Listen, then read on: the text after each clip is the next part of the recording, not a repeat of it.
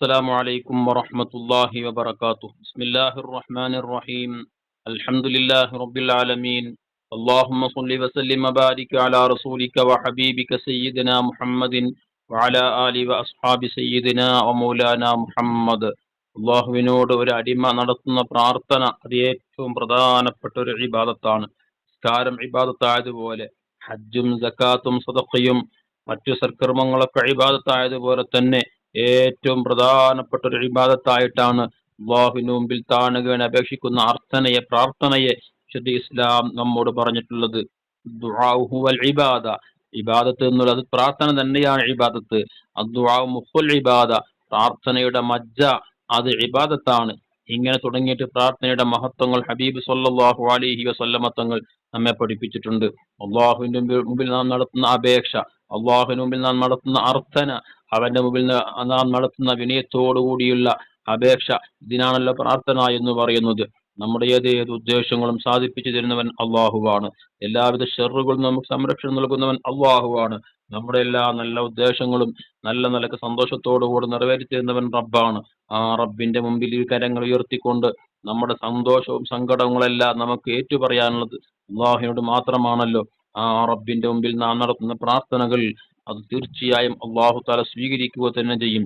എന്നാൽ ചില സമയങ്ങളിൽ ചില ദിവസങ്ങളിലുള്ള പ്രാർത്ഥനകൾക്ക് പ്രത്യേകം അള്ളാഹു ഇജാബത്ത് നൽകുമെന്ന് ഹബീബായ മുത്തനബി സല്ലല്ലാഹു അലൈഹി വസല്ലം തങ്ങൾ നമ്മോട് പറഞ്ഞിട്ടുണ്ട്.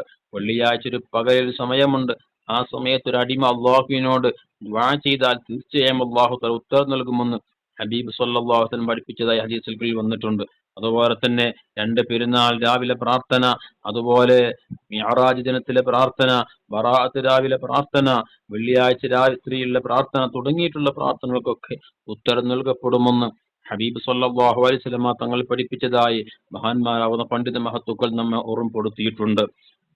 എന്നാൽ ഏറ്റവും അതിപ്രധാനമായ ഒരു പ്രാർത്ഥനയുടെ അവസരമാണ്, സന്ദർഭമാണ് അറഫാ ദിവസത്തെ പ്രാർത്ഥന.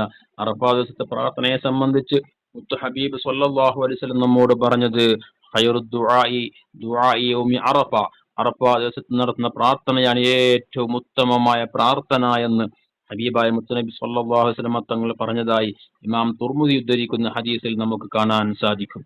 കാരണം അറഫാ ദിവസത്തിൽ ലക്ഷോപലക്ഷം ആളുകൾ അറഫയിൽ സംഗമിച്ചുമുണ്ട്. അള്ളാഹുവിനോട് ദുആ ചെയ്യുമ്പോൾ ഒരിക്കലും ആ ദുആഇനെ അള്ളാഹു തആല തട്ടിക്കളയുകയില്ല. അതേ, നമുക്ക് അറഫയിലെത്താൻ കഴിഞ്ഞില്ല എങ്കിലും നാം നമ്മുടെ വീടുകളിൽ, നമ്മുടെ നാട്ടിലുള്ള പള്ളികളിലും മറ്റുമൊക്കെ ഇരുന്നു കൊണ്ട് അള്ളാഹുവിനോട് അറഫാ ദിവസത്തിൽ മനസ്സറിഞ്ഞുകൊണ്ട് നമ്മുടെ സങ്കടങ്ങളും സന്തോഷങ്ങളും റബ്ബിനോട് ഷെയർ ചെയ്ത് റബ്ബിന്റെ മുമ്പിൽ അവതരിപ്പിച്ച് അള്ളാഹുവിനോട് നമ്മുടെ ഉദ്ദേശങ്ങളൊക്കെ സാധിപ്പിച്ചു കിട്ടാൻ, രോഗങ്ങൾക്കെല്ലാം ശമനം കിട്ടാൻ, എല്ലാവിധ ഹൈറായ ഉദ്ദേശങ്ങളും നമുക്ക് നിറവേറി കിട്ടാൻ, അപകടങ്ങളിൽ നിന്ന്, ആപത്ത് മുസീബത്തുകളിൽ നിന്ന് രക്ഷ ലഭിക്കാൻ, ഈമാനോടുകൂടി ജീവിച്ച് പരിപൂർണ മുഅ്മിനായി മരിക്കാൻ സാധ്യമാകാൻ, നന്മകൾ ചെയ്യാൻ തൗഫീഖ് ഉണ്ടാവാൻ, ഇങ്ങനെ തുടങ്ങിയിട്ടുള്ള നമ്മുടെ ഏതേത് വിഷയങ്ങളുണ്ടോ അള്ളാഹുവിനോട് നാം മനസ്സറിഞ്ഞുകൊണ്ട് അറഫാ ദിവസത്തിൽ ദുആ ചെയ്താൽ തീർച്ചയായും ആ ദുആക്ക് അള്ളാഹു ഉത്തരം നൽകുക തന്നെ ചെയ്യുമെന്ന് ഇത്തരം ഹദീസുകൾ നമ്മെ ഓർമ്മപ്പെടുത്തുന്നുണ്ട്. അതുകൊണ്ട് തന്നെ വരാനിരിക്കുന്ന അറഫാ ദിവസം ഒരിക്കലും നഷ്ടപ്പെടുത്താതെ റബ്ബിന്റെ മുമ്പിൽ കരഞ്ഞുകൊണ്ട് ദുആ ചെയ്യാനുള്ള അവസരങ്ങൾ നാം സൃഷ്ടിച്ചെടുക്കുകയും അള്ളാഹുവിന്റെ മുമ്പിൽ കരയാനുള്ള അവസരം നാം കണ്ടെത്തുകയും ചെയ്താൽ തീർച്ചയായും നമുക്ക് ഇരുലോകത്തും വിജയിക്കാൻ സാധ്യമാകും. അള്ളാഹു തൗഫീഖ് പ്രദാനം ചെയ്യട്ടെ. ആമീൻ. അസ്സലാമു അലൈക്കും വറഹ്മത്തുള്ളാഹി വബറകാതുഹു.